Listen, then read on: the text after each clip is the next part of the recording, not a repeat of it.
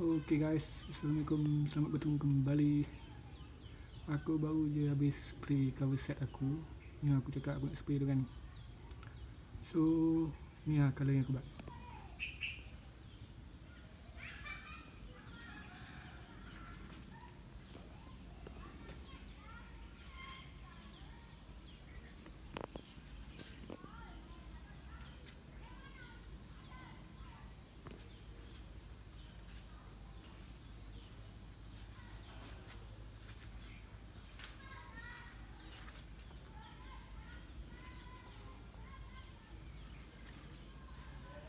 Ni hasil dia. So ini first time aku try spray motor ni, cover set ni.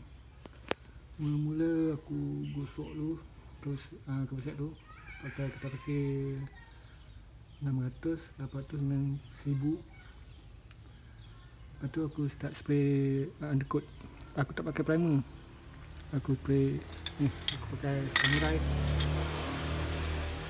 Aku buat ni undercoat kalau putih.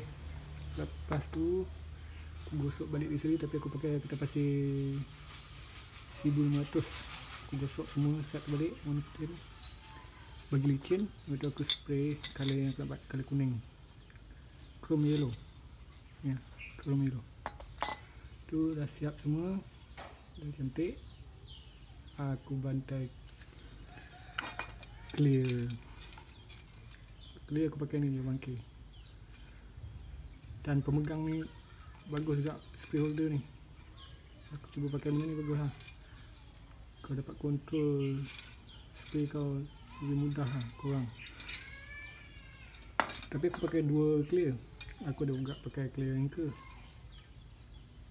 Clear anchor aku pakai untuk mudguard. Ni clear anchor dengan dengan ni. Ni aku pakai clear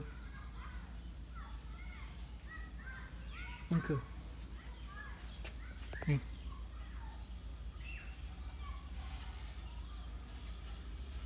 So boleh tahan lah. Anchor pun ok sebenarnya. Dia yang bagusnya anchor ni, clear dia 400 ml. Kalau samurai 1K ni 300 ml. So mana lagi ok? Tapi samurai punya spray lagi better lah, lagi cantik lah. Ni aku baru lepas spray ni. Ni aku baru lepas spray. Boleh lah, ni first time aku try kan. Tak adalah perfect.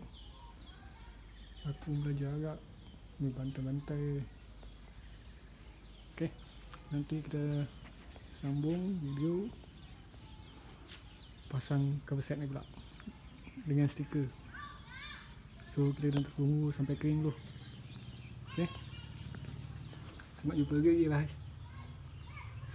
guys. Assalamualaikum.